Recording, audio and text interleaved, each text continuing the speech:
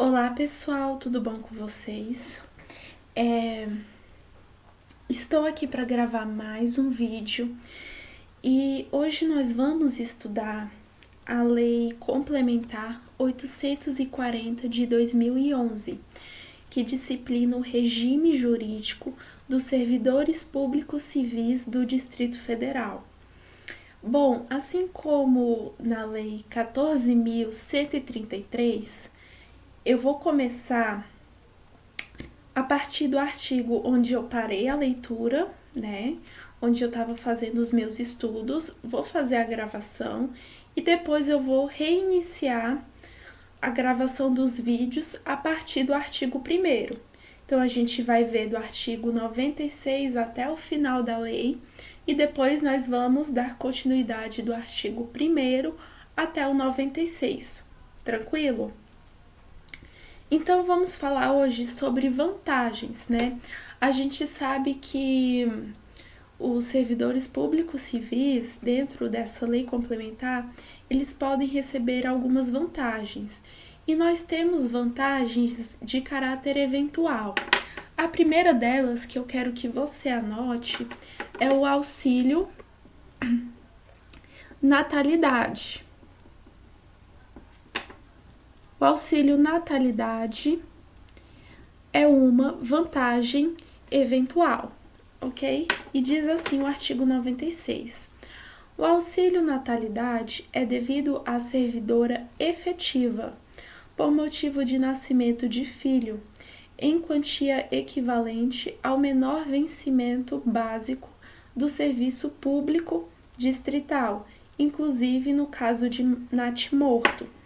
Então, é importante que você saiba que o auxílio natalidade é devido à servidora que ocupe cargo efetivo, certo? Por qual motivo? Motivo de nascimento de filho. E qual vai ser o valor, né, desse auxílio natalidade? O valor do auxílio natalidade é o menor vencimento básico do serviço público distrital. Se falar federal, tá errado. É o menor vencimento básico, grife essa palavra, básico, do serviço público distrital. E o auxílio natalidade, ele é cabível também nas situações em que você tem morto, né? É aquele filho que nasce, mas que posteriormente, por alguma ocasião ou por algum motivo, ele vem a falecer. Então, é devido a um natimorto. Na hipótese de parto múltiplo,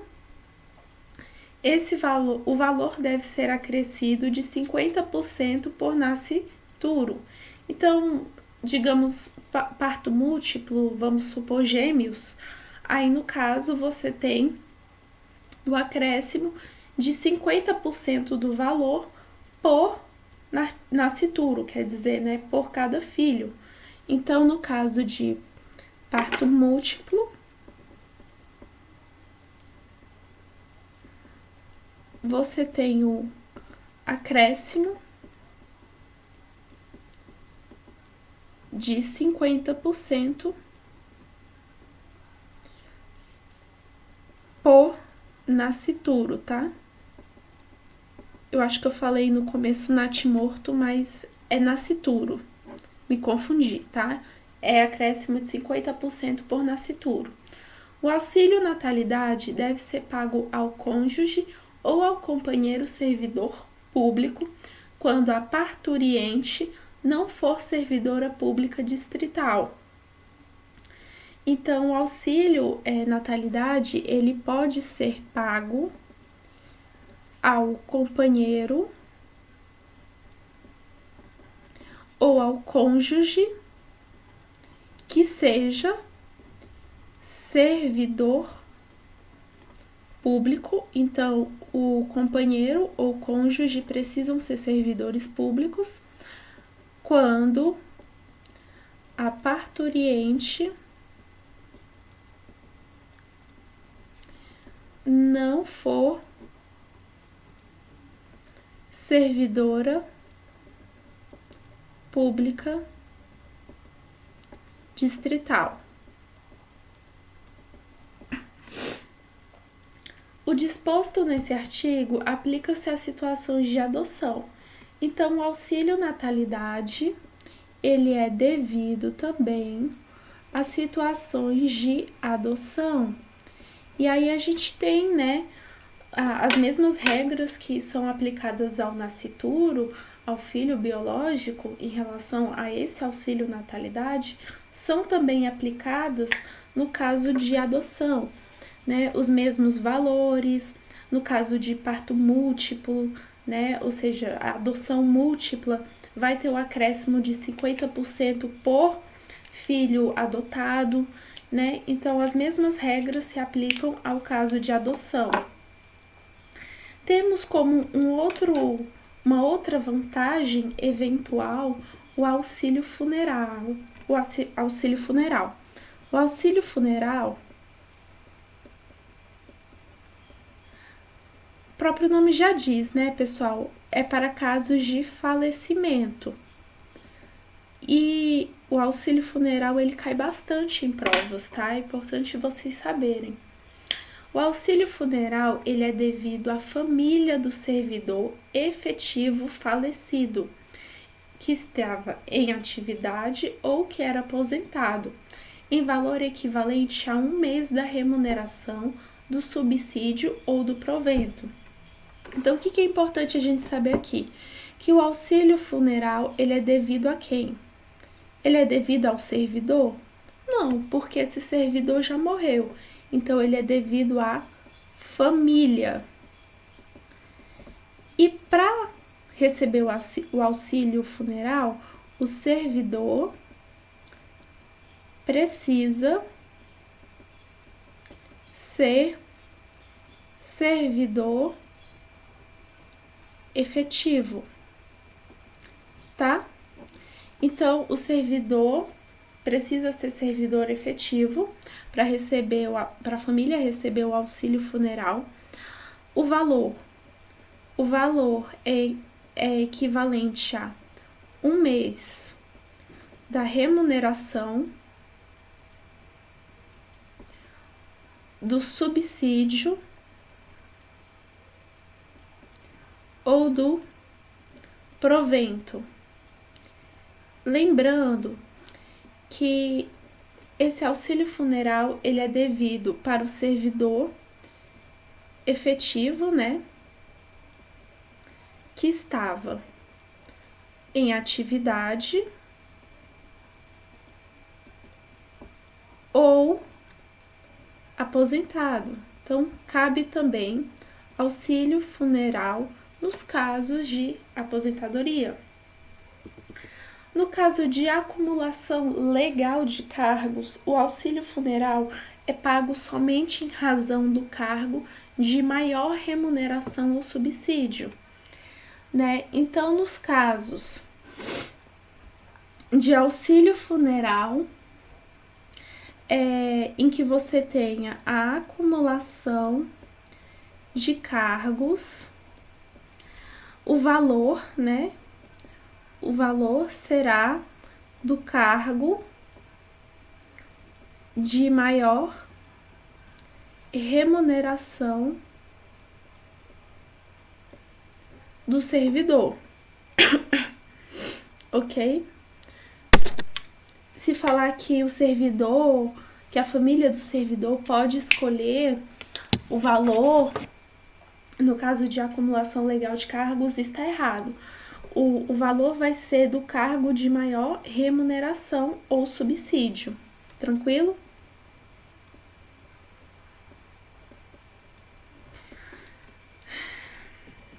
Vamos lá. O auxílio funeral deve ser pago no prazo de 48 horas, por meio de procedimento sumaríssimo, a pessoa da família que houver custeado o funeral. Então, vai ter uma pessoa ali da família que vai custear o funeral. E aí, qual é o prazo para o pagamento? O prazo para o pagamento do auxílio funeral é de 48 horas para essa pessoa responsável por organizar o funeral, e esse pagamento ele é feito em procedimento sumaríssimo.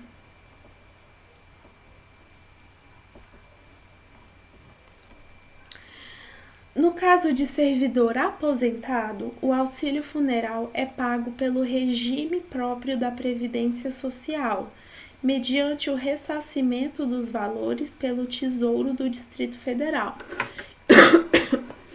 Então, nos casos de servidor aposentado,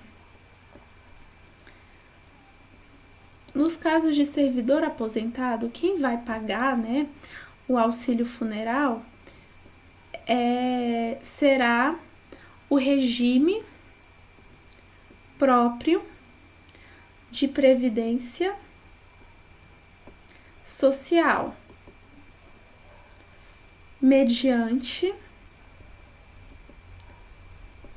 ressarcimento dos valores para quem? Para o Tesouro da União? Não, Tesouro do Distrito Federal. Então, grave isso, né? Para o servidor aposentado, o pagamento será feito pelo regime próprio da Previdência Social, mediante o ressarcimento dos valores pelo Tesouro do Distrito Federal. O terceiro que custear o funeral tem o direito de ser indenizado, não podendo a indenização superar o valor de 1 mês da remuneração, subsídio ou provento. Então, o pagamento do auxílio funeral, ele fica ali limitado a 1 mês da remuneração, do subsídio ou do provento. E se um terceiro vier a indenizar esse funeral, ele tem direito de ser ressarcido, né, de ser indenizado com o valor, né, referente a 1 mês da remuneração, subsídio ou provento. Em caso de falecimento de servidor em serviço fora do local de trabalho, inclusive no exterior, as despesas de transporte do corpo correm à conta de recursos do Distrito Federal, da autarquia ou da fundação pública. Então, vamos por partes. Observação: o terceiro que custear o funeral tem direito à indenização. Beleza, vai ter direito a uma indenização. E essa indenização, ela será equivalente, né, a 1 mês da remuneração, subsídio ou provento. Segunda observação: o servidor efetivo que tiver falecido em serviço fora do local de trabalho ou no exterior. Nesse caso, as despesas com transporte do corpo vão correrão às custas do Distrito Federal, da autarquia ou da fundação pública.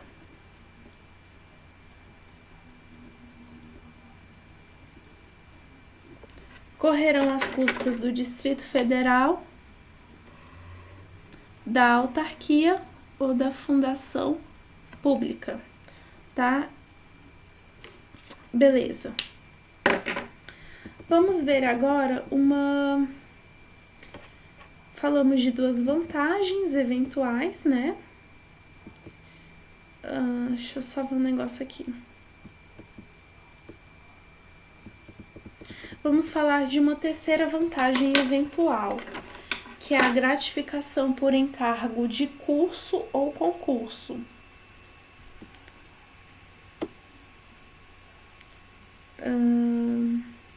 Tá.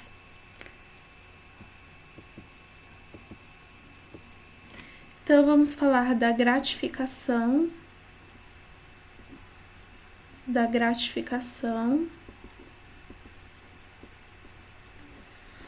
por encargo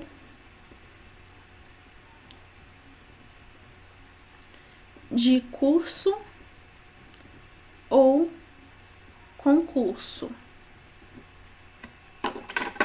A gratificação por encargo de curso ou concurso é devida ao servidor estável. Primeira coisa que você precisa saber, essa gratificação por encargo de curso ou concurso, ela é devida a quem? Ao servidor estável. Ou seja, é aquele servidor efetivo e que já garantiu a estabilidade, certo? Muito importante isso. Que em caráter eventual, atuar como instrutor em curso de formação, de desenvolvimento ou de treinamento regularmente instituído pelos poderes executivo ou legislativo. Então, essa gratificação vai ser devida a esse servidor que vai atuar como instrutor, né?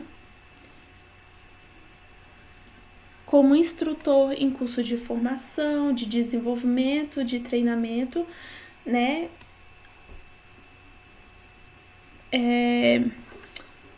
E esse curso ele será instituído e regulado, né?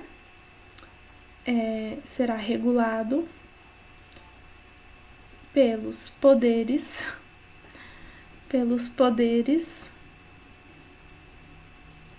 executivo e legislativo. Essa gratificação é devida também ao servidor estável que participar de banca examinadora ou de comissão de concurso para exames orais, análise de currículo, correção de provas discursivas, elaboração de questões de provas, julgamento de recursos interpostos por candidatos. Então, é também devido ao servidor estável que participar de bancas examinadoras de concurso que envolvam, né, provas orais,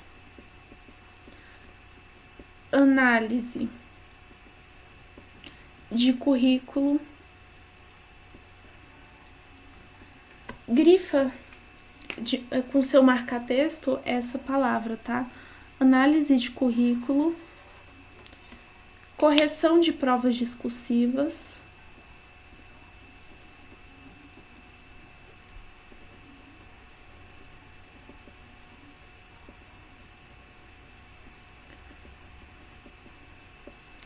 elaboração de questões de provas, né? e julgamento de recursos dos candidatos dessas provas ou concursos. É devida também ao servidor estável que participar da logística de preparação e de realização de concurso público, envolvendo atividades de planejamento, coordenação, supervisão, execução e avaliação de resultado, quando tais atividades não estiverem incluídas entre as atribuições permanentes.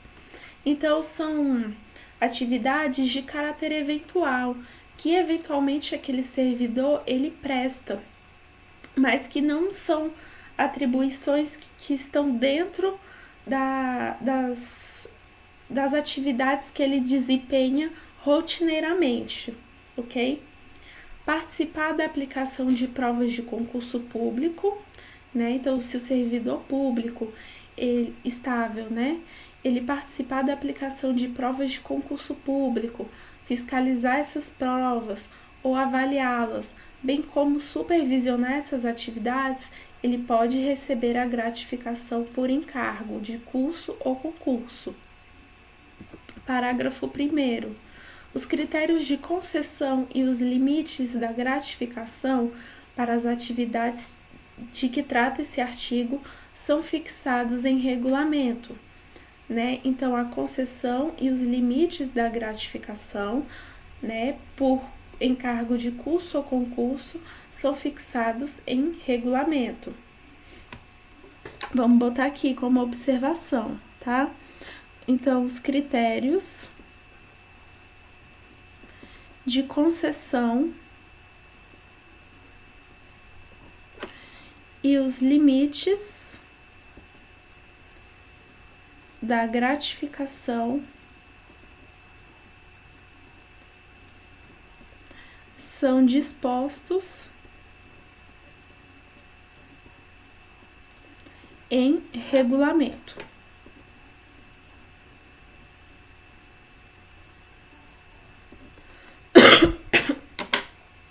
Observados os seguintes parâmetros: o valor da gratificação deve ser calculado em horas, observada a natureza e a complexidade da atividade exercida. Vamos colocar como observação, porque isso é importante. A gratificação por encargo de curso ou concurso, né, será o valor, né, será calculado em horas.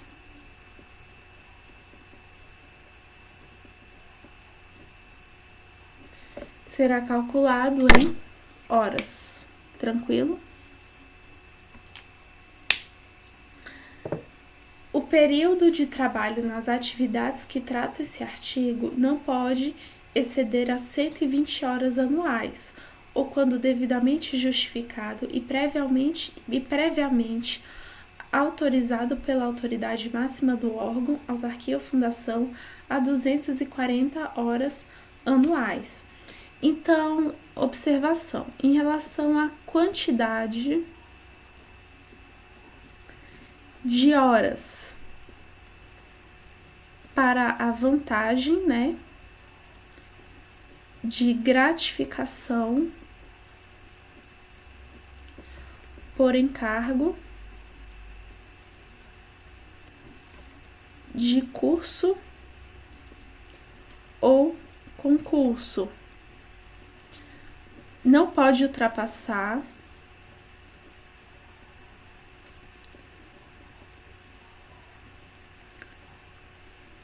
120 horas anuais. Então, lembrar desse valor, tá? No caso de gratificação por encargo de curso ou concurso, a quantidade de horas não pode ultrapassar 120 horas anuais. E quando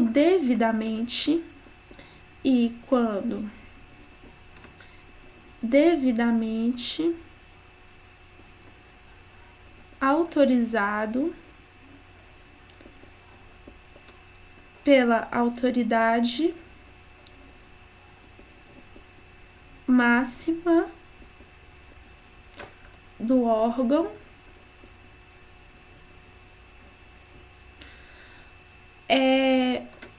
você pode ter 240 horas anuais. Quando devidamente autorizado pela autoridade máxima do órgão, você pode ter 240 horas anuais para gratificação por encargo de curso ou concurso. O valor máximo da hora trabalhada corresponde aos seguintes percentuais incidentes sobre o maior vencimento básico da tabela de remuneração ou subsídio do servidor, 2 inteiros e 2/10% em se tratando das atividades de instrução para curso e participação, no caso de bancas examinadoras de concurso, e 1 inteiro e 2/10% em se tratando das atividades, só um instante, tá, pessoal? Das atividades de participação de logística de preparação e realização de concurso público e para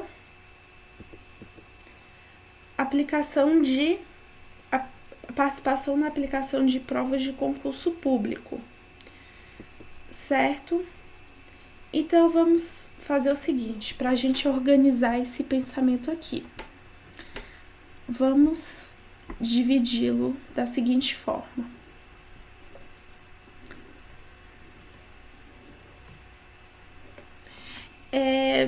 Vamos lá. O valor máximo da hora trabalhada corresponde aos seguintes percentuais. Então, aqui a gente está falando, observação, estamos falando do valor máximo, não é mínimo, o valor máximo da hora trabalhada. O valor máximo da hora trabalhada, ele incide sobre o maior vencimento básico. Então, é só a gente lembrar das palavras, tá? Valor máximo incide sobre o maior vencimento básico. E aí, a gente tem o seguinte, a primeira opção é 2 inteiros, vou botar aqui 2 e 2/10%. Então, 2 inteiros e 2/10% são para quais atividades? São para as atividades em que o servidor participa como instrutor, né? E para as atividades que o servidor participa de banca examinadora. E o outro percentual sobre o valor máximo da hora trabalhada é 1 inteiro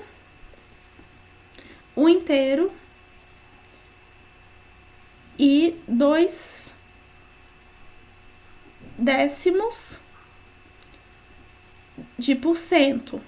Aí são para quais atividades? São para as atividades de logística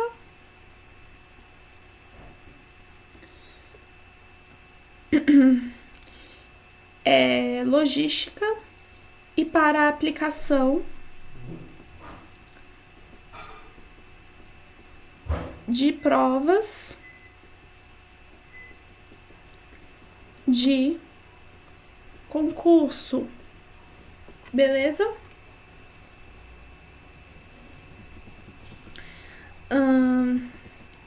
Tranquilo até aqui.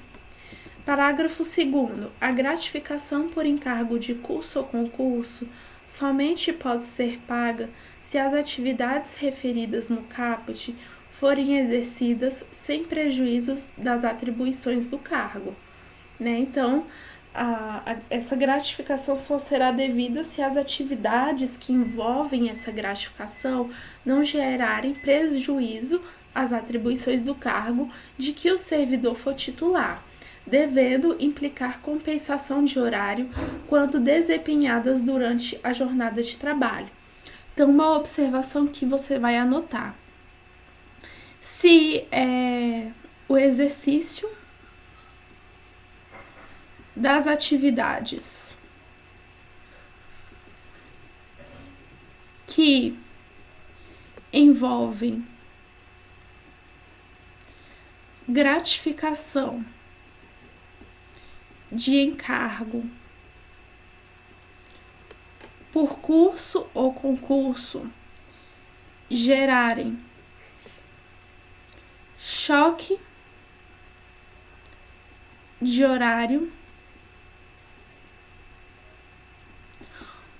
com as atividades desempenhadas pelo servidor titular, deverá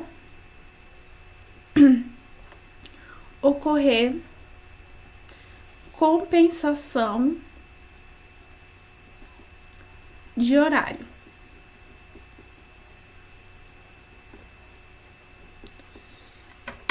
Então, vamos lá. As atividades exercidas pelo servidor titular, né? Se as atividades que o servidor esteja prestando a título, né, de...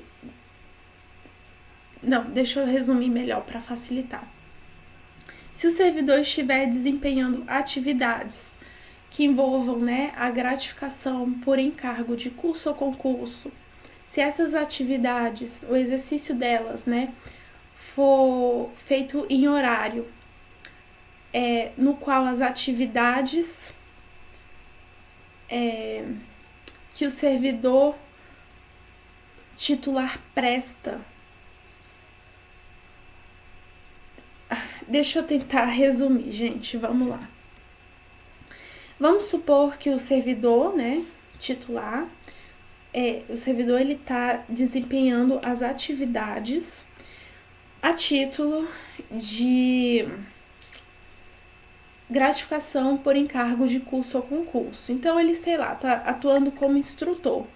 E aí, o horário em que ele está atuando como instrutor, ele gera choque de horário com a atividade que ele deveria estar prestando como titular do serviço efetivo, né?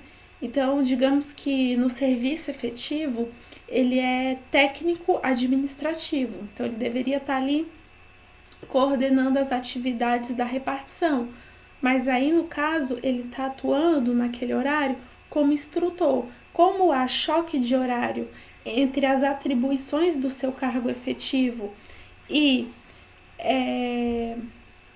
as atribuições que ele está exercendo naquele momento, né, que é dentro da gratificação de encargo por curso ou concurso, aí nesse caso haverá compensação de horário. Acho que ficou claro, certo? Vamos lá para o parágrafo 3º para a gente fechar esse vídeo. A gratificação por encargo de curso ou concurso não se incorpora à remuneração do servidor para qualquer efeito. Tempo de serviço não se incorpora e não pode ser utilizada como base de cálculo para outra vantagem, nem para fins de cálculo de proventos, aposentadorias ou pensões. Então, vamos anotar isso que é importante, né? Então, a gratificação por encargo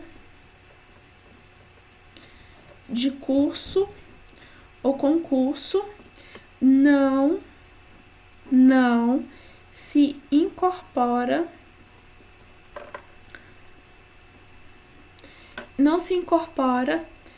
a remuneração do servidor para qualquer efeito. Se falar que se incorpora para efeito de tempo de serviço, tá errado, não se incorpora para qualquer efeito. E não pode ser usada como base de cálculo para outra vantagem, para o recebimento de outra vantagem, e nem para fins de aposentadoria, pensão ou proventos. Então, se na prova falar que a gratificação por encargo de curso ou concurso pode ser usado para o cálculo de aposentadoria, provento ou pensão, está errado. Tranquilo? Então, aqui a gente encerra a primeira parte sobre as vantagens. Falamos de 3 vantagens eventuais. Quais são elas? Auxílio natalidade, auxílio funeral e gratificação por encargo de curso ou concurso. E eu te espero na próxima aula, onde vamos dar continuidade falando sobre vantagens de caráter indenizatório a partir do artigo 101 da Lei Complementar 840 de 2011. Até mais!